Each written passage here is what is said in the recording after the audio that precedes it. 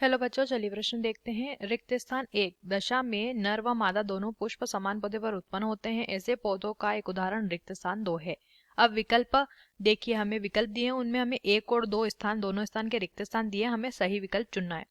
पहले में उभयलिंगाश्रयी कुकुरबिट, दूसरे में उभयलिंगाश्रयी पपीता, तीसरे में एक लिंगाश्रयी कुकुरबिट, चौथे में एक लिंगाश्रयी पपीता। आइए जान लेते हैं यहाँ पे हमारे प्रश्न की मुख्य अवधारणा।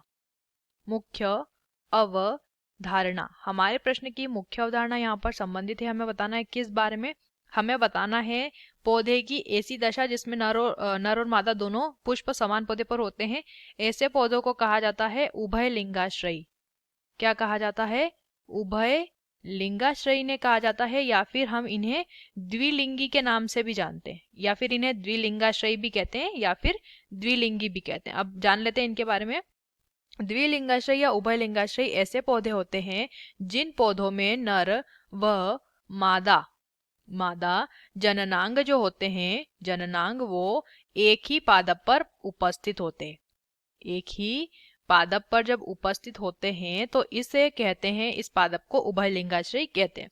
अब ऐसे पौधे का उदाहरण यहाँ पे देखिए, उदाहरण के बारे में भी प्रश्न दिया हुआ है।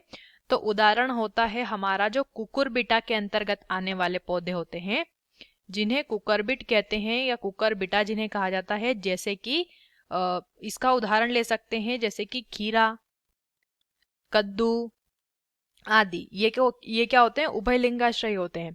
इसके अलावा मक्का भी इसके अंतर्गत आता है उदाहरण। तो विकल्प पहला देखिए, इन्हें उभयलिंगाश्रयी कहते हैं और कुकरबिट इसका एक उदाहरण है, तो पहला विकल्प सही करेंगे। दूसरा देखिए, उभयलिंगाश्रयी और पपीता दिया है। पपीता जो होता है ये एक लिंगी पौधा है, यानी कि एक लिंगाश्रयी होता है। इसमें दोनों प्रकार के जन्नांग एक ही पौधे में नहीं होते। एक पौधे पर या तो नर जन्नांग होंगे या फिर मादा। तीसरे विकल्प को देखिए, एक लिंगाश्रय दिया है, ये गलत हो जाएगा। फिर से एक लिंगाश्रय दिया है, ये भी गलत हो जाएगा। तो हमारे प्रश्न का सही उत्तर है विकल्प ए। आशा करते हैं आपको इस प्रश्न का उत्तर समझ आया होगा। धन्यवाद।